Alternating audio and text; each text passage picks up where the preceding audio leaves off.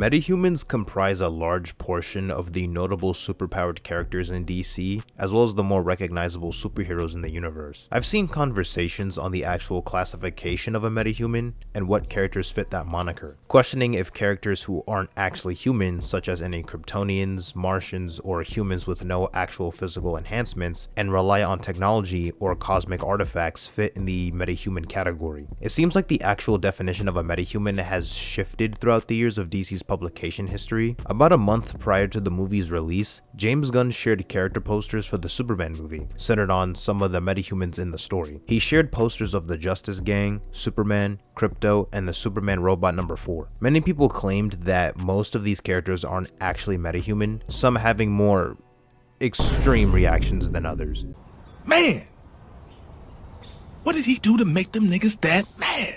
Gunn actually responded to someone questioning if most of the characters with their own posters should even be considered a metahuman, considering Superman and Krypto are from Krypton, Guy Gardner's abilities come solely from the Green Lantern ring, and Mr. Terrific relies on his intelligence and technology. Gunn responded with a definition of a metahuman, a human-like being with extraordinary, often paranormal abilities, which can come from science, magic, alien origins, mutation, proficiency, etc., stating that the likes of Mr. Terrific are arguably metahumans in their own right. It seems as if the standard for being a metahuman in the DCU specifically, going by the definition Gunn provided, would apply to almost any prominent superhero or villain in the universe. By this logic, would the likes of Batman, Green Arrow, Booster Gold, and Ted Kord Blue Beetle be considered metas since their proficiency in weaponry and tech is so advanced, it allows them to be above the likes of a regular human? Batman especially is considered to be one of the greatest hand-to-hand combatants in the world, and is usually stated to be one of the top 3 smartest humans. But does this actually align with what's been consistently defined as a metahuman in DC Comics over the past few decades or so? The first ever description of a metahuman was given to us in the pages of the Invasion comic event, published in 1989. It's a story where the Dominators allied themselves with some of the most warlike alien races to invade Earth, and the heroes have to band together to stop them.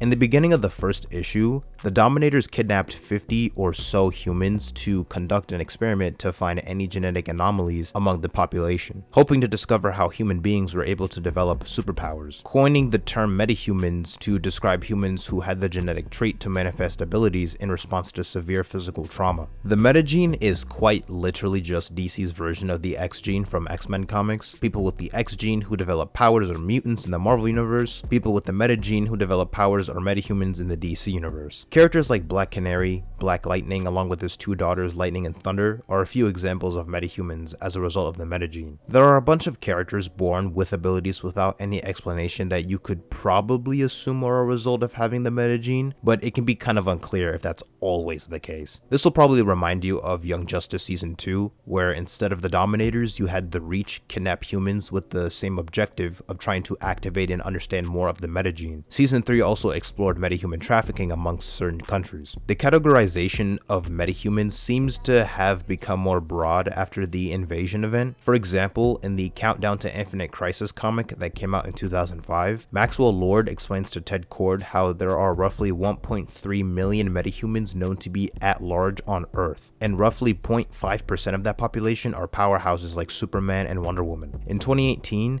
DC released a graphic novel titled Anatomy of a Metahuman, which is a book written by Batman that contains the detailed physiology of numerous metahumans, ranging from members of his rogues gallery to members of the Justice League, going over the physical makeup of about 12 different characters told from Batman's perspective, as well as containing contingency plans on everything he's collected on the selected metahumans, classifying them as aliens, cyborgs, and any mutations. It includes characters like Superman, Cheetah, Aquaman, Cyborg, Martian Manhunter, Bane, and many others. The most recent major crossover event in DC Comics came out last year via the Absolute Power event, in which Amanda Waller not only tries everything in her power to dismantle the reputation of superheroes, but also depower them entirely. Since it's a more recent grand DC comic event, you're either gonna have covers or interiors drawn by Dan Mora, and in this case it's both. Definitely one of my favorite DC comic artists, but given the sheer number of ongoing books he's drawn or is currently drawing, you can't convince me that DC editorial hasn't kidnapped this man in a basement at some point. Every day,